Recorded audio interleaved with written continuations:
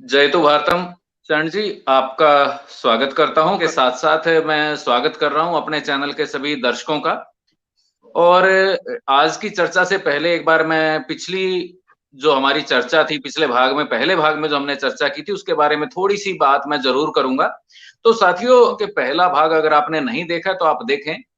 पिछले भाग में हमने चर्चा की कि छंद मुक्त और छंदबद्ध में क्या अंतर है और छंदबद्ध क्यों जरूरी है। फिर हमारी चर्चा ये भी हुई, अगर छंदबद्ध जरूरी है तो छंदबद्ध में छंद के कितने प्रकार हैं। दो प्रकार के छंद हमने आपको बताए थे चरण जी ने, एक मात्रिक और दूसरा वर्णिक। जी। वर्णिक छंद के बारे में जब हमारी चर्चा हुई तो एक की बात आई घनाक्षरी की, और हमने आपसे वादा किया था कि दूसरे भाग में हम बात करेंगे घनाक्षरी के बारे में। तो मैं आमंत्रित कर रहा हूं घनाक्षरी के बारे में हमारे सभी दर्शकों को। चरण जी, आप जानकारी दें और बड़े बारीकी से, ताकि एक एक चीज अगर घनाक्षरी कोई लिखना चाहता है तो उसको अच्छे से समझ में आए। जी। सबसे पहले सभी जितने भी हमारे सुनने वाले हैं, चैनल है उससे जुड़े हुए लोग हैं और जो कविता भी पसंद करते हैं, कविता प्रेमी हैं, उनको मेरा प्रणाम। और ये जो सिलसिला है, सबसे पहले तो दिनेश जी मैं आपको बहुत बहुत आभार व्यक्त करना चाहूंगा कि एक सिलसिला आपने शुरू किया है। और मैं चूंकि इसको मतलब बहुत सीरियस नहीं ले पाता, तो आज हम दूसरे एपिसोड में आ गए हैं। और दूसरे एपिसोड में वर्णिक छंद में जो सबसे पहले आता है, हालांकि बहुत लंबी चौड़ी इसकी ग्रामर भी नहीं है और बहुत ज्यादा होती भी नहीं है, तो हम आज घनाक्षरी की बात करेंगे। सबसे पहले तो एक ट्रिक मैं आपको ये देना चाहूंगा कि घनाक्षरी में आप सबसे पहला काम ये करिए कि घनाक्षरी की रिदम को आप पकड़ लीजिए। उसके थ्रू आपको घनाक्षरी लिखना बहुत आसान हो जाएगा, क्योंकि एक वर्णिक छंद है, मात्रिक छंद नहीं है, तो इसमें मात्राएं आपको गिननी नहीं है। अब इसकी ग्रामर पे अगर हम बात करें तो मैं चाहता हूं कि आप स्क्रीन पे थोड़ा सा ध्यान दें। स्क्रीन पे सारी चीजें नजर आएंगी आपको। जैसे पंक्ति है, हौले हौले ख्वाहिशों की उम्र बढ़ने लगी तो। अब इस हौले हौले ख्वाहिशों की उम्र बढ़ने लगी तो इसमें आप मात्राएं गिनेंगे तो अक्षर की यानी वर्ण की मात्रा गिनेंगे। जो वैसे हमारी मात्राएं होती हैं, जैसे है पे ऊ की मात्रा है, तो ऊ की मात्रा गुरु मात्रा होती है, तो उसको हम दो मात्राओं में गिनते हैं आमतौर पे जब साहित्य के लेखन में हम जाते हैं। लेकिन यहाँ पे एक, जहां पे भी आपको एक अक्षर नजर आएगा वहां पे एक मात्रा गिननी है। आपको अक्षर की मात्रा गिननी है, मात्रा जो चढ़ी हुई है उसके ऊपर, उस पर ध्यान ही नहीं देना है। आप केवल वर्ण को गिनते चले जाइए पूरी के पूरे लाइन के अंदर। और आखिर में आप देखेंगे कि उस पूरी लाइन में आपको पहले पंक्ति में, मतलब ये क्या होता है, दो दो पंक्तियों का मतलब एक एक स्टेप बनता चला जाता है। इस तरह से इसमें 8 लाइनें होती हैं पूरी, और उनमें हर दूसरी, चौथी, छठी और आठवीं इन लाइनों पे उसके तुकांत होते हैं। हौले हौले ख्वाहिशों की उम्र बढ़ने लगी तो दिल में जवान कितने ही ख्वाब हो गए। वक्त की शिकायतों पे रब की इनायतें थी, हमने जो देखी सपने गुलाब हो गए। दुनिया ने रख दिए पग पग पे सवाल, फिर भी इरादे सभी लाजवाब हो गए। जिंदगी में और तो वसीला कुछ भी नहीं था, माने दी दुआएं हम कामयाब हो गए। तो इस तरह से ये, अब इसमें एक बार फिर मैं ये कहना चाहूंगा कि इसकी जो एक रिदम बनती है, इसका जो फ्लो बनता है, वो पकड़ने की जरूरत होती है। बाकी घनाक्षरी के अंदर कुछ बहुत ज्यादा नहीं होता। इसमें मात्राएं बढ़ाई नहीं जा सकती, घटानी पड़ती है आपको। जहां गुरु मात्रा है उसको कम करना पड़ता है। कहीं आप ऐसा नहीं कर सकते कि कहीं कुछ कम मात्रा है तो उसको बढ़ा दीजिए। तो पहली पंक्ति जो है, मैंने जैसे बताया कि 8 पंक्तियां होती हैं, 8 पंक्तियों के दो दो पंक्तियों के एक एक ब्लॉक होता है। उन दो पंक्तियों को ही अगर आप समझ लेंगे तो पूरा घनाक्षरी आपकी समझ में आ जाएगा। पूरे घनाक्षरी में से दो पंक्तियां ही मेन है, मतलब पूरी ग्रामर, पूरे घनाक्षरी पे वही ग्रामर अप्लाई होगी जो उन दो पंक्तियों पर होगी। केवल दो ही पंक्तियों को समझना है आपको। पहली और दूसरी लाइन की हम बात करें तो पहली वाली लाइन में कितनी मात्राएं होंगी? 16। अब दूसरी लाइन पे हम जाएं तो दूसरी लाइन यह है कि दिल में जवान कितने ही ख्वाब हो गए। अब इसके जब वर्ण आप गिनेंगे तो ये वर्ण जो होंगे ये होंगे 15, यानी 16 और 15, ये दोनों लाइनों को मिला के एक ब्लॉक जो बनेगा वो बनेगा 31 मात्राओं का। अब ये इसी तरीके से, मतलब बाकी के जो ब्लॉक होंगे उसके दो दो मात्राओं के, दो दो लाइनों के, वो पूरे कंप्लीट हो जाएंगे। मतलब इसी एक पैटर्न पे आपको पूरी की पूरी 8 लाइनें कंप्लीट करनी है। अब इसमें 2-3 चीजें और मैं ऐड कर देता हूं, वो भी आप समझ लीजिए कि इसमें किन किन चीजों से आपको बचना है। नंबर एक तो इसमें आधा जो वर्ण होगा वो काउंट नहीं होगा। ये विशेष रूप से ध्यान रखने वाली बात है।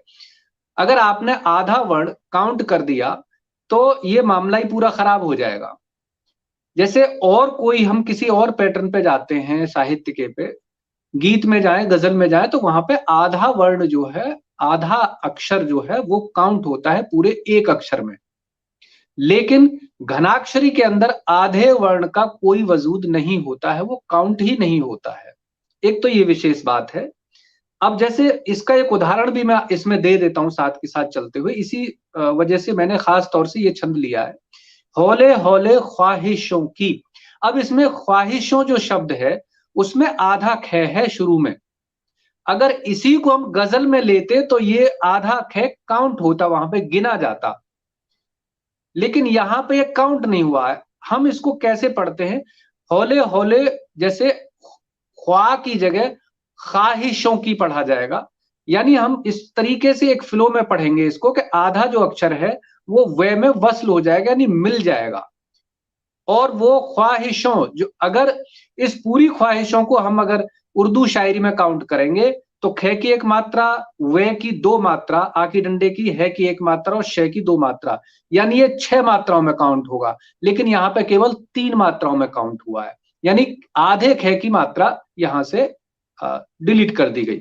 उसके बाद एक और शब्द इसमें आया है उम्र।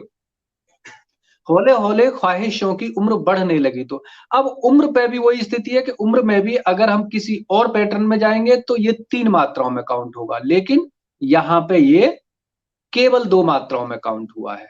तो इसी तरीके से इस चीज को भी ध्यान में रखना है। एक लास्ट पॉइंट और है, केवल बस उसको और समझ लीजिए और उसके बाद घनाक्षरी की ग्रामर कंप्लीट हो जाती है। जब हम आखिर में जाते हैं, मतलब दोनों पंक्तियों की आखिर में जब आप जाएंगे तो पहली पंक्ति पे हमारी जो आखिरी वर्ण होता है, आखिरी अक्षर जो होता है, वो लघु पे जाके खत्म होना चाहिए।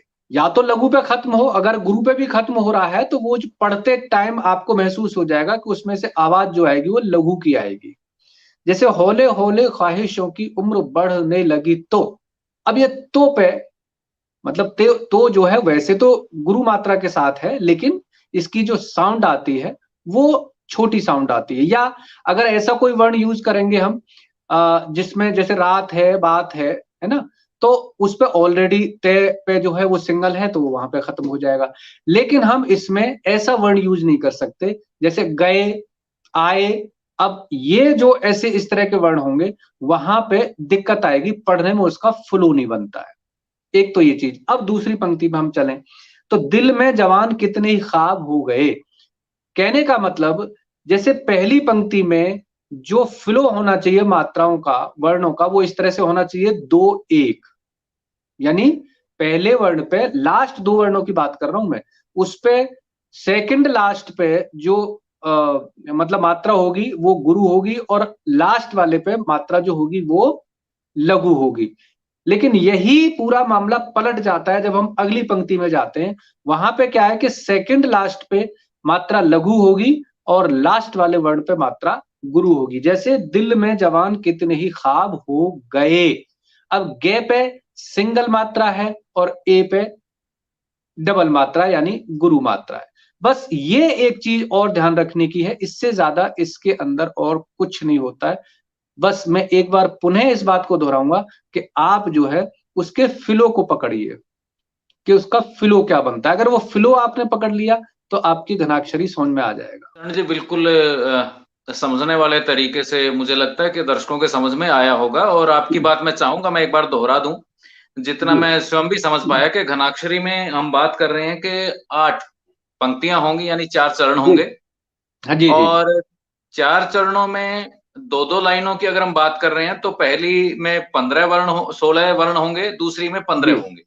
यस। इसी तरह से फिर तीसरी में 16, चौथी में 15 जी। हाँ, पांचवी में 16, छठी छठी में में फिर 15, 15 और Yes. 7वीं में 16 और 8वीं में फिर 15। फिर 15। एक तो Yes. ये बात जो मुझे लगा कि समझने वाली है, पहली बात। बिल्कुल। और दूसरी Yes. बात, जैसा आपने बताया कि चरण का मतलब आखिरी जो है Yes. वर्ण जो हम गिनेंगे, पहली पंक्ति में लघु होगा और दूसरी में गुरु होगा। पर सम जो चरण होगा, पहले पंक्ति में लघु होगा और दूसरी में जो सम है 2, 4, 6, 8।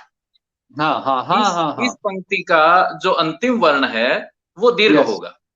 वो दीर्घ होगा। ये बहुत अच्छी बात आपने कही, इसको पूरा डिटेल में बता दिया कि जो जी। विषम पंक्तियां होंगी उनमें आखिरी वर्ड लघु होगा, लघु होगा और जो सम होंगी उनमें आखिरी वर्ड गुरु होगा। गुरु होगा। अच्छा, फिर एक चीज और मैं साथ में जोड़ना चाहूंगा जो बीच में कहीं मुझे लगता है कि छूट गई है। जी। होले होले ख्वाहिशों की उम्र बढ़ने लगी, तो ये हमारा पहला वो है। हाँ जी, हाँ जी। तो अब इसको हमारे दर्शक समझ लें, हो एक मात्रा हो गई, ले दूसरी मात्रा हो गई, फिर होले दोबारा आया है, तीसरी मात्रा हो गई, फिर यस। दोबारा हो ले आया है, चौथी मात्रा होगी। हाँ होले हाँ हाँ होले, फिर हाँ ख्वाहिशों, ख्वा हाँ। एक मात्रा, ई ई दो, हाँ, दो, शों तीन, तीन। 4 और यस। 3 7, 4 और 3 7। 7 यहां तक हो जाती हैं हाँ, कि 8वीं मात्रा हो गई। 8वीं मात्रा होगी। यस। उम्र 9 10, उम्र 9 10। ठीक, बहुत बढ़िया। धीरे धीरे ख्वाहिशों की उम्र बढ़ने बढ़ने बढ़ने में 3 मात्राएं होगी, 3 मात्राएं बढ़ने। होगी। हाँ, 10 और तो 3 13। 10 और 3 13, और हाँ, लगी लगी में 2 मात्राएं हो गई, हाँ, 13 और 2 15। 15 तो 16। तो ये 16 पहला चरण हो गया। इसके बाद दूसरे हम्म। की ओर हम एक बार गिन देते हैं, उसके हाँ, बाद फिर बिल्कुल बाकी बिल्कुल पंक्तियां हमारे दर्शक खुद गिने, बिल्कुल तो उससे बिल्कुल। सीखे दिल कि कोई समस्या आती है तो हमें बता सकते हैं। बिल्कुल पहली बिल्कुल पंक्ति हो बिल्कुल। गई हमारी, होले होले उम्र ख्वाहिशों की बढ़ने लगी तो। तो हाँ, दिल में जवान कितने ही ख्वाब हो गए। अब दिल पे, दिल, हाँ जी, दिल दिल पे में 2 2 हो गई, मात्राएं हो गई, में में 1 मात्रा हो गई, 3 हो जी गई, जी जवान पे 3 मात्राएं हो गई, जी तो ये हो गई 6 मात्राएं। जी, उसके बाद कितने की 3 हो गई, 9 मात्राएं हो गई 9 हो गई, ही की जी 1 हो गई, 10 हो गई, जी, 10 हो गई और ख्वाब की 2 मात्राएं हो गई, जी 12 हो गई, जी, हो की 1 जुड़ गई, 13 हो गई, 13 हो गई, और गए की 2 और हो गए गई, जी 15 हो गई। जी। चरण जी, बिल्कुल बहुत बढ़िया रहा। मेरे ख्याल में हमारे सभी दर्शकों को घनाक्षरी के बारे में जो व्याकरणिक बात है वो जी। समझ में आ गई होगी, ऐसी हम उम्मीद करते हैं। और आज के इस भाग को समाप्त करने से पहले हम अपने दर्शकों से ये कहना चाहेंगे कि अगले भाग में हम मात्रिक छंदों के बारे में चर्चा शुरू करेंगे।